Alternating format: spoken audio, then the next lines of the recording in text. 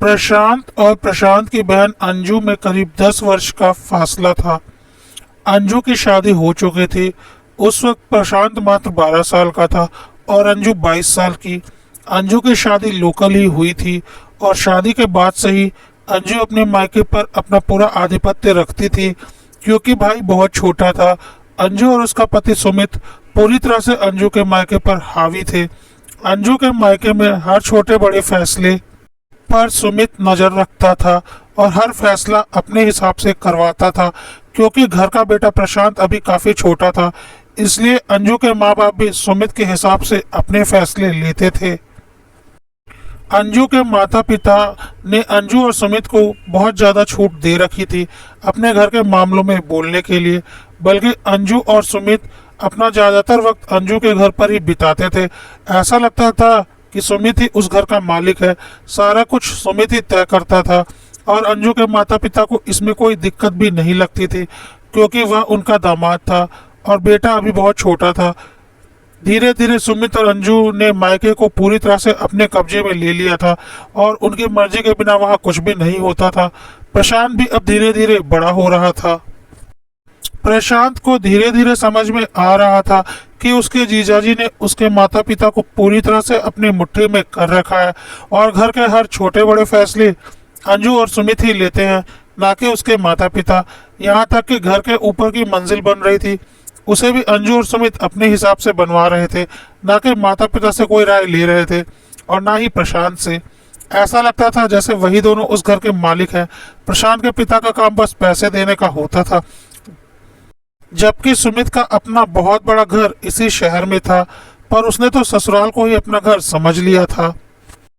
धीरे धीरे प्रशांत बड़ा हो गया और उसकी नौकरी भी लग गई, लेकिन अंजू और सुमित अभी भी घर पर पूरी तरह से हावी थे। प्रशांत अब बड़ा हो चुका था और उसे यह सब कुछ देखकर गुस्सा आता था, क्योंकि उस घर का बेटा वह था, लेकिन फैसले सारे दामाद लेता था, क्योंकि उसके माँ बाप ने उसे बहुत अधिक छूट दे रखी थी। पहले तो प्रशांत छोटा था, इसलिए ज़्यादा रुचि नहीं दिखाता था, पर अब वह बड़ा हो चुका था और यह सब कुछ देखकर उसे बहुत गुस्सा आता था और कभी कभी वह अपने माँ बाप से इस बारे में बोलता भी था। प्रशांत के माँ पापा बोलते, तो क्या हुआ बेटा, वह तेरे दीदी और जीजाजी हैं, तू तो बहुत छोटा था तब से वह लोग इस घर का ख्याल रख रहे हैं, तू उनसे क्यों चिढ़ता है। तो प्रशांत बोलता था, मैं चिढ़ता नहीं हूँ, लेकिन मैं इस घर का बेटा हूँ, तो इस घर के फैसले मेरे हिसाब से होने चाहिए, ना कि जीजाजी के हिसाब से। वह अपने घर के फैसले लेना, उन्हें तो बस ससुराल में ही अड्डा जमाना अच्छा लगता है।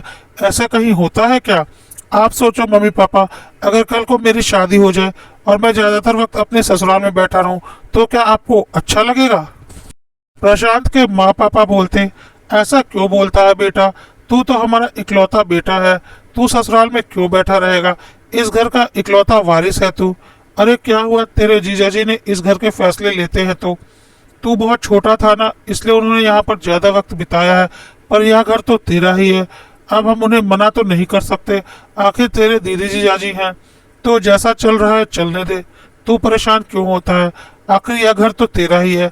यह बात तो सुमित और अंजू को भी अच्छे से पता ही है, तो हम कुछ भी बोलकर रिश्ते को खराब क्यों करें, तू बस खुश रहा कर। प्रशांत जो बात अपने माता पिता को समझाना चाह रहा था, वह बात उन्हें समझ में नहीं आ रही थी। प्रशांत को लगता था कि अंजू और सुमित को हर फैसले में अपनी टांग नहीं घुसानी चाहिए, क्योंकि यह उनके परिवार का मामला नहीं है, लेकिन उसके माता पिता इस बात को नहीं समझ रहे थे। प्रशांत भी चुप हो गया। फालतू में आखिर वह कितनी बहस करता। प्रशांत के माता पिता ने बोला, अब तू जल्दी से शादी कर ले और इस घर में बहू ले आ, ताकि तेरा भी परिवार बस जाए और हम भी चैन की सांस ले सकें। प्रशांत ने बोला, हाँ शादी तो करनी है, लेकिन लड़की मैं खुद चुनूंगा, मैं किसी की नहीं सुनूंगा।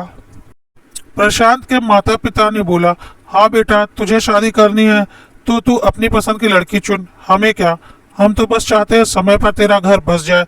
लेकिन जब यह बात अंजू और सुमित को पता चली तो घर में बहुत बड़ा हंगामा हुआ।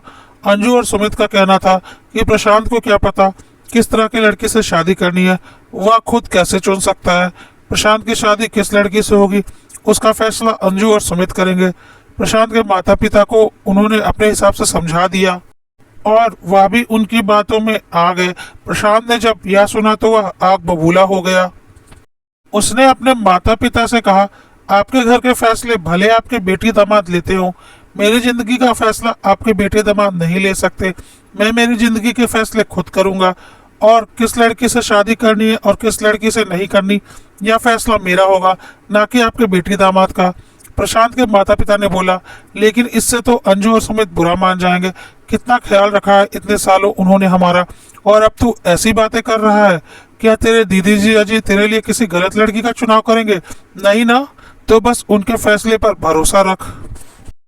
प्रशांत ने कहा, बिल्कुल नहीं। इतने सालों उन्होंने हमारा कोई ख्याल नहीं रखा, बल्कि यहाँ पर अपना हुक्म चलाया है, वह भी आप लोगों की बदौलत। वह कौन होते हैं हमारा ख्याल रखने वाले? मानता हूँ मैं छोटा बच्चा था, तो क्या पापा बुढ़े हो गए थे? नहीं ना, आखिर उन्होंने अपनी बेटी की शादी तो की थी ना, और अभी नौकरी भी कर ही रहे थे, तो कोई उनका बुढ़ापा तो नहीं आ गया था, और वह असहाय तो नहीं हो गए थे। बल्कि आप लोगों ने अपनी बेटी दामाद को इतना अधिक छूट दे दिया कि वह आपके घर पर ही हावी होकर खुद को इस घर का मालिक समझने लगे। यह आपकी गलती है। आपने अपने घर के फैसले अपने बेटी दामाद को करने दिए, लेकिन मैं मेरी जिंदगी का फैसला आपके बेटी दामाद को नहीं करने दूंगा। मेरी शादी किससे होगी किससे नहीं, इसका फैसला मैं खुद करूंगा। आपकी बेटी दामाद तो बिल्कुल नहीं करेंगे, और ना ही वह लोग मेरी जिंदगी में कोई दखल देंगे, जैसा कि आज तक इस घर के हर मामले में देते आए हैं और खुद को इस घर का मालिक समझ लिया है। तो यह बात आप लोग अच्छे से अपने बेटी दामाद को समझा दीजिए। कहकर प्रशांत वहां से चला गया। प्रशांत के माता पिता को समझ में नहीं आया कि वह अपनी बेटी दामाद से क्या बोलें। प्रशांत के लिए रोज नई लड़कियों के रिश्ते आ रहे थे।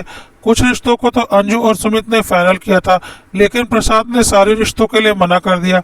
उसने अपनी शर्त अपने माता पिता को तो बता ही दी थी, लेकिन उसके माता पिता ने अभी तक अपनी बेटी दामाद से इस बारे में कोई बात नहीं की थी। उसके बाद सुमित ने अपने एक दोस्त की बहन की शादी प्रशांत से करवानी चाहिए, और हर तरह से उसने कोशिश की कि यह शादी फाइनल हो जाए, लेकिन प्रशांत ने साफ मना कर दिया, और सुमित मुंह फुलाकर बैठ गया। शादी तो प्रशांत को मेरे दोस्त की बहन से ही करनी होगी। अंजू और सुमित ने अंजू के माता पिता के सामने बहुत तमाशा किया कि हमारी इस घर में कोई इज्जत नहीं है क्या? अच्छी लड़की का रिश्ता लेकर आए हैं और आपका बेटा नखरे दिखा रहा है। क्या फायदा इस घर का दामाद होने से कि मेरा एक फैसला भी नहीं माना जा रहा। अंजू के माता पिता ने प्रशांत को समझाने की बहुत कोशिश की, लेकिन प्रशांत ने भी साफ बोल दिया, मैं किसी भी लड़की से शादी कर लूंगा, लेकिन दीदी और जीजाजी जिससे बोलेंगे उससे तो बिल्कुल नहीं करूंगा। उनका यह गुमान तो मैं तोड़कर रहूंगा कि वह इस घर के मालिक हैं और हर फैसला उनके हिसाब से होगा। इधर सुमित और अंजू को यह बात हजम नहीं हो रही थी कि प्रशांत उनके फैसले से इनकार कर सकता है, क्योंकि इतने दिनों इस घर के फैसले वे ही ले रहे थे।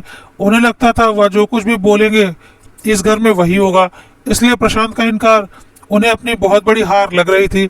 इधर अंजू के माता पिता अपने बेटे दामाद को यह नहीं बोल पा रहे थे कि प्रशांत को उसकी जिंदगी का फैसला खुद करने दे।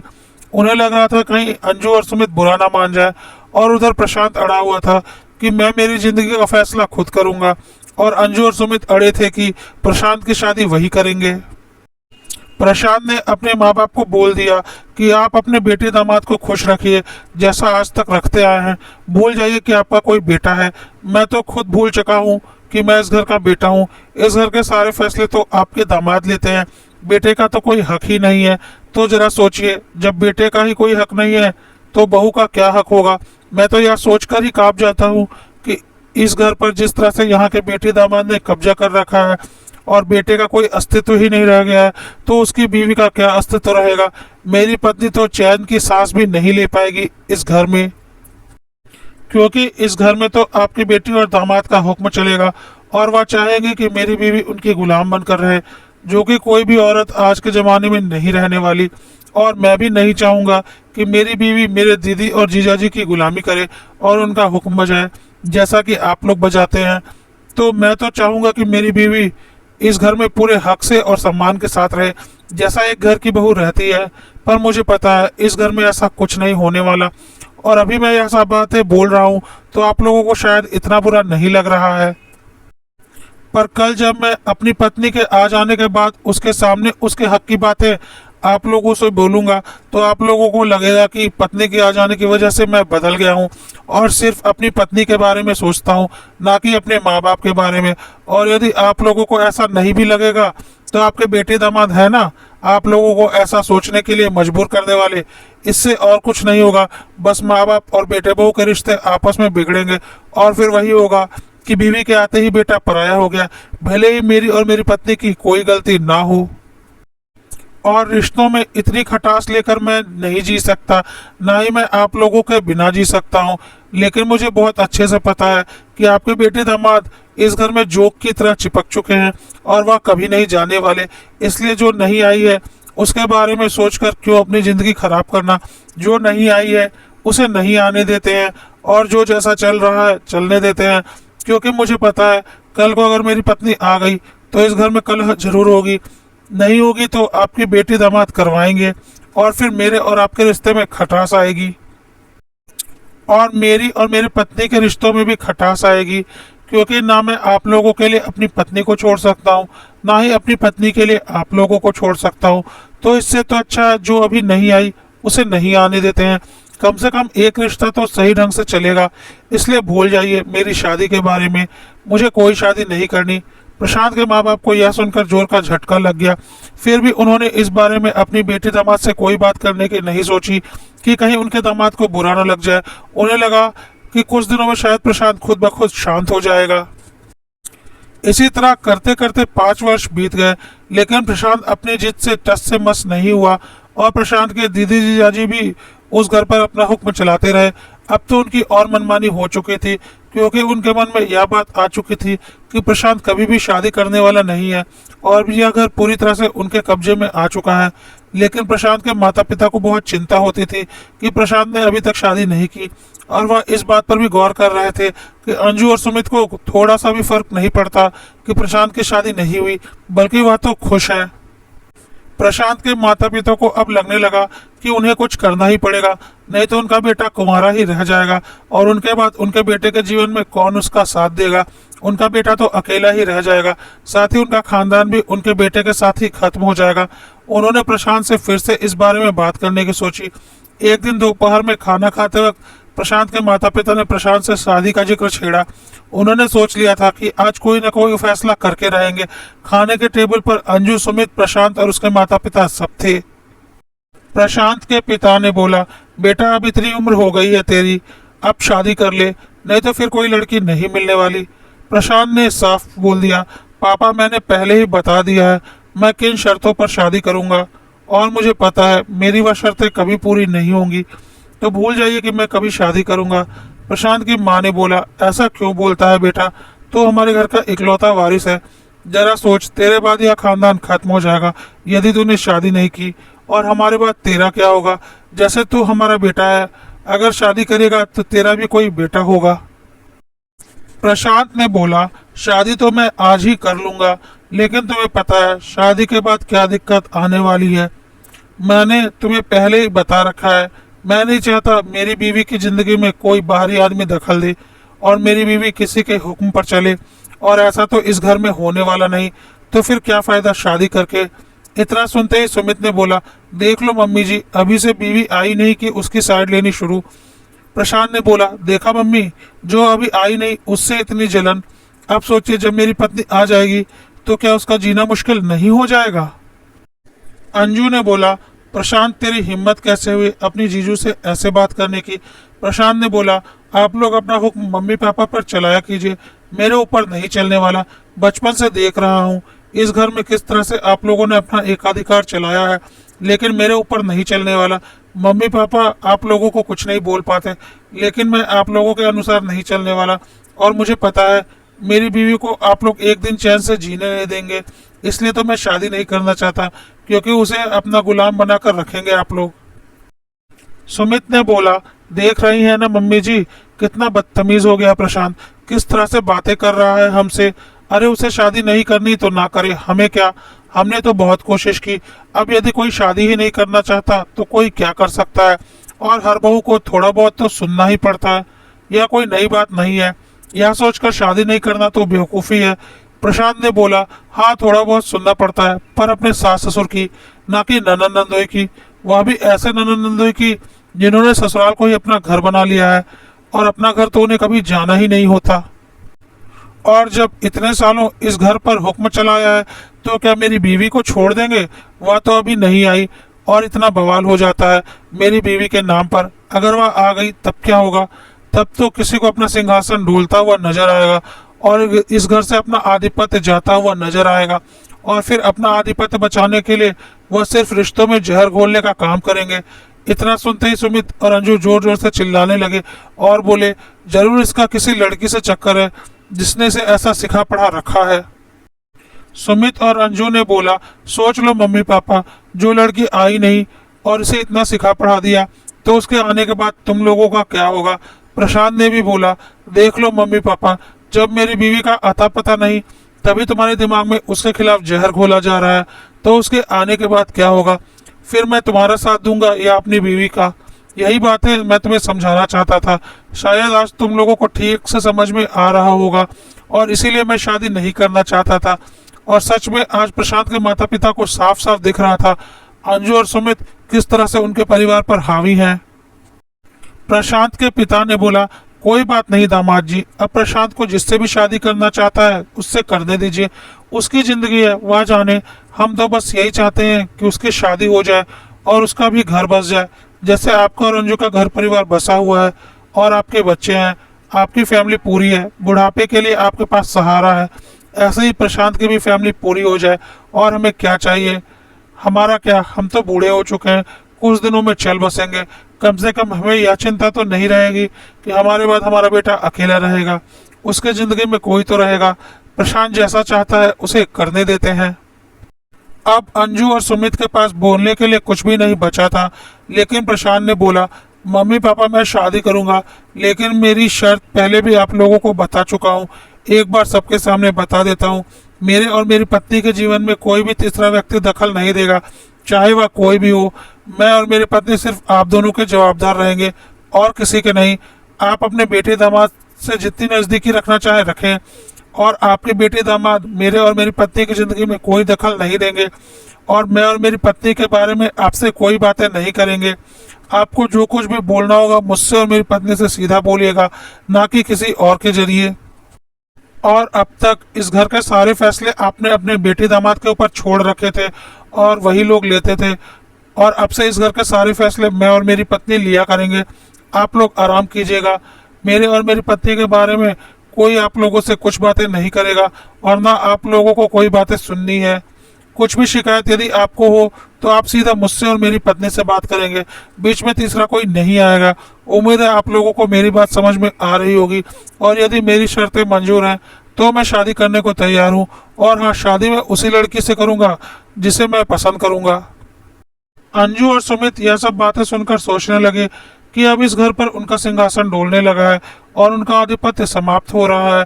अंजू ने चिल्लाकर बोला, सुन रही हो ना मम्मी, प्रशांत कैसी बातें कर रहा है? कोई बात नहीं बेटा, तेरा छोटा भाई है और थोड़ा जिद्दी भी है। अब उसकी जिद है तो माननी ही पड़ेगी, नहीं तो वह तो शादी ही नहीं करेगा और जिंदगी में अकेला रह जाएगा। क्या तू चाहती है तेरे छोटे भाई का घर ना बसे? तो जैसा वह बोल रहा है वैसा होने दे। और वैसे भी अब तेरे बच्चे भी बड़े हो रहे हैं, थोड़ा उन पर भी ध्यान दे। दिन भर घर में अकेले रहते हैं, पता नहीं क्या करते होंगे। जरा उनके साथ समय बिताया कर और उनकी पढ़ाई लिखाई पर भी ध्यान दिया कर। प्रशांत के पापा ने बोला, हाँ दामाद जी, थोड़ा अपने बच्चों पर भी ध्यान दीजिए, नहीं तो बच्चे बिगड़ जाएंगे। यही तो उम्र होती है बनने और बिगड़ने की। बच्चों के साथ थोड़ा ज्यादा वक्त बिताइए। और अब यहाँ तो प्रशांत बड़ा हो ही चुका है। जब वह छोटा था आप लोगों ने हमारी बहुत मदद की और इस घर को संभाला, पर अब इस घर का बेटा इस घर को संभालने लायक हो चुका है और आपके घर में आपकी बहुत ज़रूरत है आपके बच्चों को। तो अपने बच्चों पर ध्यान दीजिए, नहीं तो उनके बिगड़ने की उम्र है। उम्मीद है आपको मेरी बातें समझ में आ रही होंगी। अंजू और सुमित को बहुत अच्छे से समझ में आ रहा था कि अब इस घर में उनका हुक्म नहीं चलने वाला। इस घर के बेटे ने इस घर की बागडोर अपने हाथों में ले ली है और अब इस घर का बेटा बहू ही इस घर को अपने हिसाब से चलाएंगे। साथ ही साथ अंजू और सुमित के माता पिता ने इशारों ही इशारों में उन्हें समझा दिया था कि उनके लिए उनके बेटे की शादी ज्यादा जरूरी है, ना कि बेटी दामाद का गुस्सा। तो इसलिए वह इस घर से जा सकते हैं और इस घर में दखलंदाजी करने की अब कोई जरूरत नहीं। अंजू और सुमित को भी समझ में आ गया था कि अब यदि उन्होंने कुछ बोला तो सिवाय बेइज्जती के कुछ नहीं मिलने वाला। तो सुमित ने बोला, जैसा आप लोगों को ठीक लगे, अब हम चलते हैं, कहकर अंजू और सुमित निकल गए।